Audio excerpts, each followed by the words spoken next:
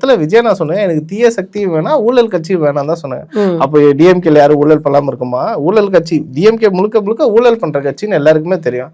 அண்ணன் சொன்னது தீய சக்தியும் வேணாம் ஊழல் கட்சியும் வேணாம்னு சொன்னேன். நீங்க ஏன் ஏடிஎம்கேன்னு எடுத்துக்கிறீங்க? ம். ஏன் நீங்க அண்ணா அதிமுகன்னு எடுத்துக்கிறீங்க? அப்போ உங்களோட புரிதல் அவ்வளவுதான். உடனே வந்து மக்களுக்கு நல்லாவே புரியுது மேம்.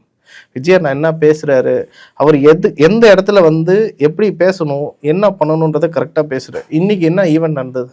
இன்னைக்கு 3rd anniversary. யாரோட ஆனிவர்சரி?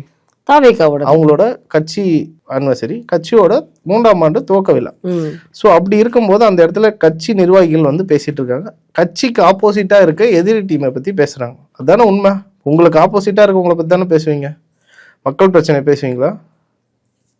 உடனே ஒரு கொஸ்டின் வரும், மக்கள் பிரச்சனையை பேசல, நேற்று பட்ஜெட் தாக்கல் பண்ணாரு அதை பத்தி ஒண்ணுமே பேசல அப்படின்னு ஒரு கொஸ்டின் வரும். அந்த இடத்துல மக்களையா பார்த்தாரு? அவரு கட்சி நிர்வாகிகளை பார்த்தாரு.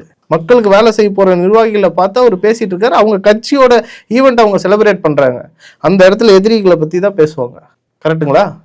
அதானே கரெக்ட். ஆனா அதை தவிர்த்து இல்ல இருங்க அதை தவிர்த்து எதிரிகளை பத்தி பேசாம வேற யாரை பத்தி பேசணும்?